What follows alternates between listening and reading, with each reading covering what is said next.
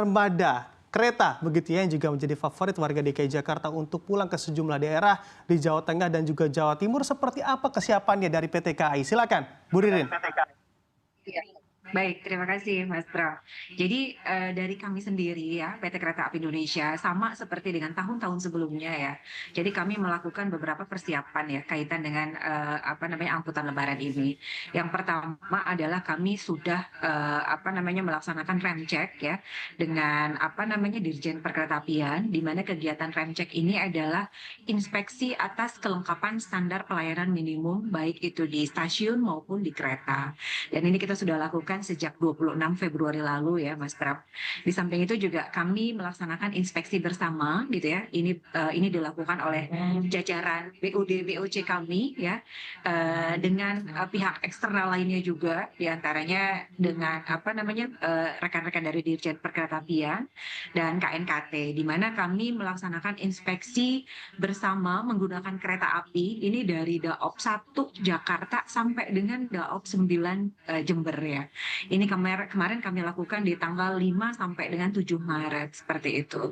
Nah, untuk antisipasi gangguan sarana prasarana dan kamtip, ini juga kami melakukan penempatan ya sarana posko ya seperti lokomotif ya yang kita poskokan gitu ya, kereta pembangkit itu, kren pada titik-titik yang kita tentukan dan itu kita anggap rawan gitu. Jadi sehingga once ada kejadian ini juga sudah bisa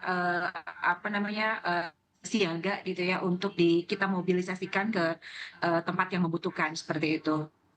Oke. Penempatan alat material juga kami lakukan ya Mas Pram ya. Jadi menjaga hal-hal yang tidak diinginkan. Tadi Pak Sony juga menyampaikan bahwa angkutan Lebaran ini juga bertepatan ya dengan kondisi cuaca yang mungkin kurang baik gitu ya, kurang bersahabat gitu ya. Sehingga kami juga perlu melakukan pemantauan daerah khusus ya kaitan dengan antisipasi atas kejadian yang tidak diinginkan seperti itu. Oke, Anda katakan ada daerah khusus yang harus dipantau begitu ya, Bu Ririn, untuk tentunya Betul, adanya cuaca ekstrim pada betul. momen saat ini. Sebenarnya daerah atau titik mana saja yang juga bisa menjadi antisipasi juga bagi para penumpang, bisa saja mungkin bisa terjadi keterlambatan. Anda di titik-titik tersebut terjadi banjir mungkin dan juga akibat lainnya dikarenakan cuaca ekstrim. Silakan, Bu Ririn.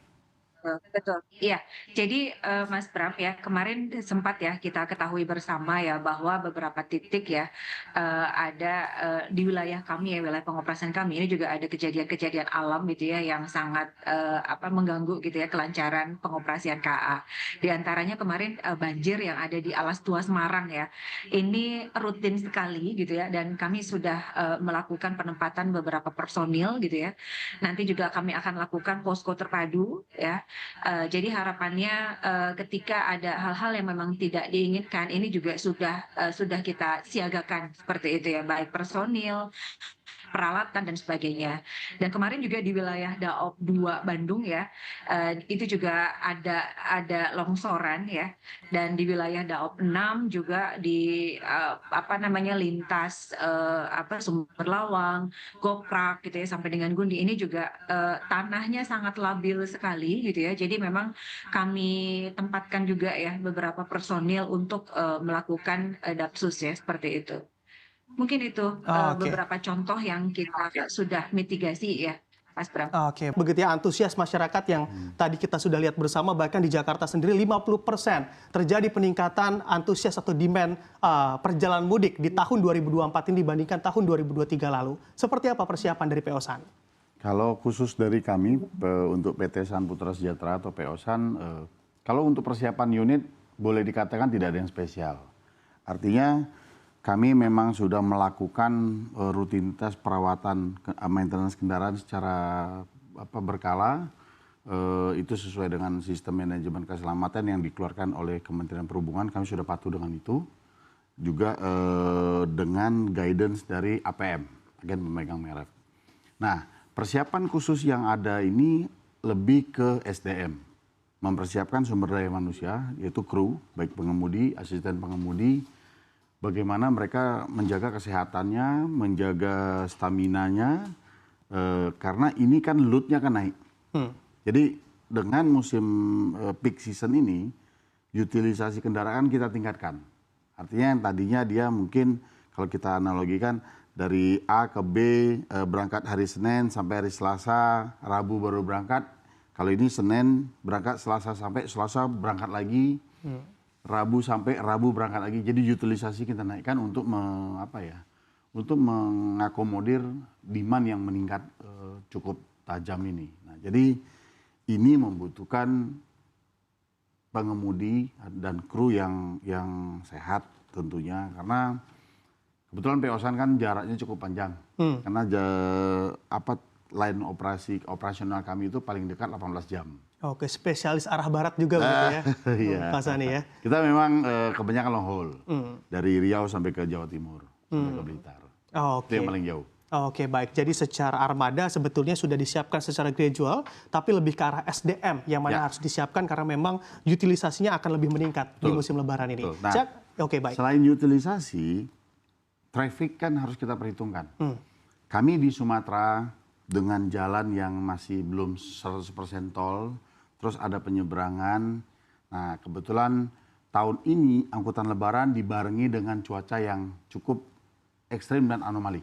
Yeah. Jadi kalau pas beberapa saat yang lalu kan ada tuh ramai di berita kapal nggak bisa berangkat, nggak bisa buka, nggak bisa bongkar karena angin, ombak tinggi. Nah, ini yang kita prediksi terjadi kemacetan. Belum lagi di tol.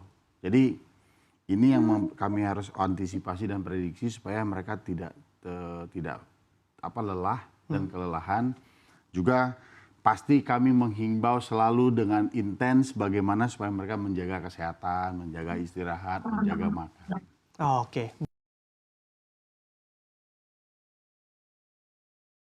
Armada kereta begitu ya yang juga menjadi favorit warga DKI Jakarta untuk pulang ke sejumlah daerah di Jawa Tengah dan juga Jawa Timur. Seperti apa kesiapannya dari PT KAI? Silakan, Bu Ririn. Baik, terima kasih Mas Bram. Jadi dari kami sendiri ya, PT Kereta Api Indonesia sama seperti dengan tahun-tahun sebelumnya ya. Jadi kami melakukan beberapa persiapan ya kaitan dengan angkutan Lebaran ini. Yang pertama adalah kami sudah melaksanakan rem check ya dengan Dirjen Perkeretaapian, di mana kegiatan rem check ini adalah inspeksi atas kelengkapan standar pelayanan minimum baik itu di stasiun maupun di kereta. Dan ini kita sudah lakukan sejak 26 Februari lalu ya Mas Bram.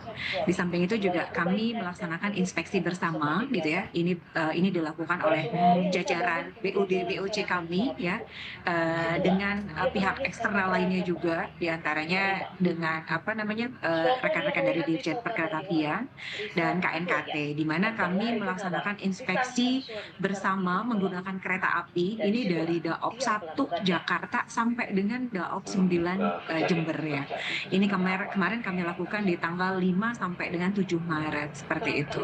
Nah, untuk antisipasi gangguan sarana prasarana dan kamtip, ini juga kami melakukan penempatan ya sarana posko ya, seperti lokomotif ya yang kita poskokan gitu ya, kereta pembangkit, itu crane pada titik-titik yang kita tentukan dan itu kita anggap rawan gitu. Jadi sehingga once ada kejadian ini juga sudah bisa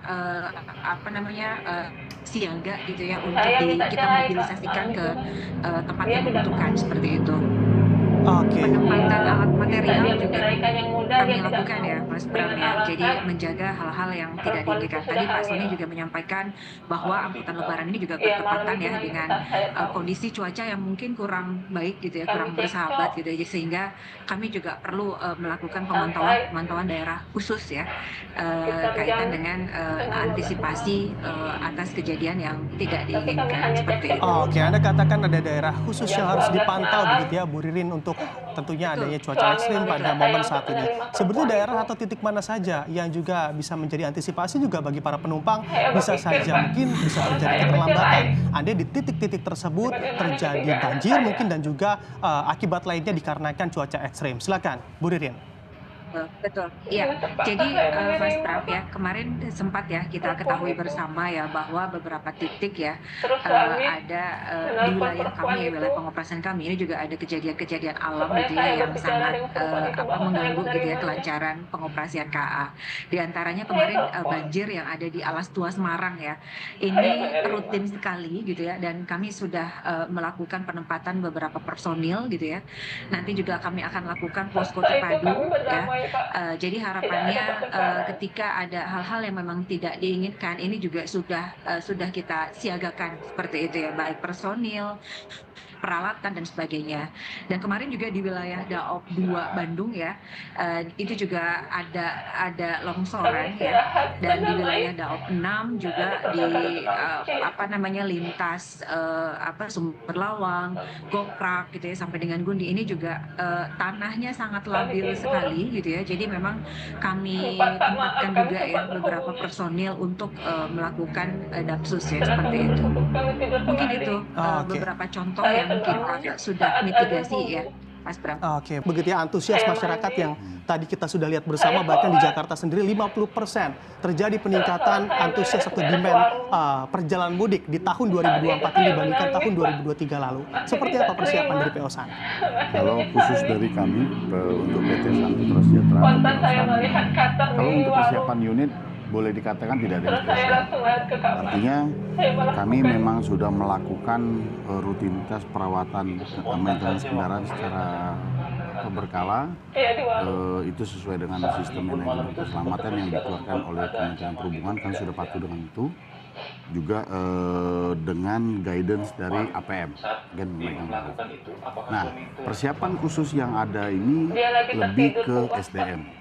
Mempersiapkan sumber daya manusia, yaitu kru, baik pengemudi, asisten pengemudi, bagaimana mereka menjaga kesehatannya, menjaga stamina-nya, karena ini kan load-nya kan naik.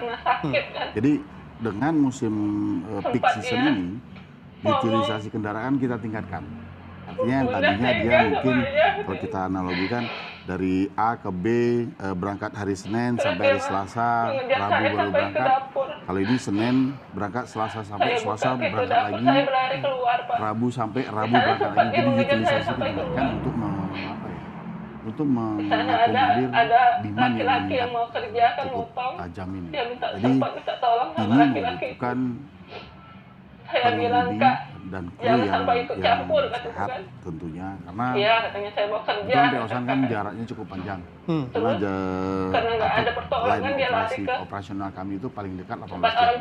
Oke, spesialis arah barat juga ya, Iya. Pak Sani ya. Kita memang kebanyakan long haul dari Riau sampai ke Jawa Timur. Itu yang paling jauh. Oke, baik. Jadi secara armada sebetulnya sudah disiapkan secara gradual, tapi lebih ke arah SDM yang mana harus disiapkan karena memang utilisasinya akan lebih meningkat di musim Lebaran ini. Nah, Oke, baik. selain utilisasi, traffic kan harus kita perhitungkan. Kami di Sumatera dengan jalan yang masih belum 100% tol, terus ada penyeberangan. Nah, kebetulan tahun ini angkutan Lebaran dibarengi dengan cuaca yang cukup ekstrim dan anomali. Ya. Jadi kalau pas beberapa saat yang lalu kan ada tuh ramai di berita kapal nggak bisa Berangkat. nggak bisa bongkar karena angin, ombak tinggi. Nah, ini yang kita prediksi terjadi kemacetan, belum lagi di tol. Jadi ini yang kami harus antisipasi dan prediksi supaya mereka tidak lelah dan kelelahan. Juga pasti kami menghimbau selalu dengan intens bagaimana supaya mereka menjaga kesehatan, menjaga istirahat, menjaga 3 bulan. Oke. Ada gosip itu. Karena dalam keadaan dia kerja jauh.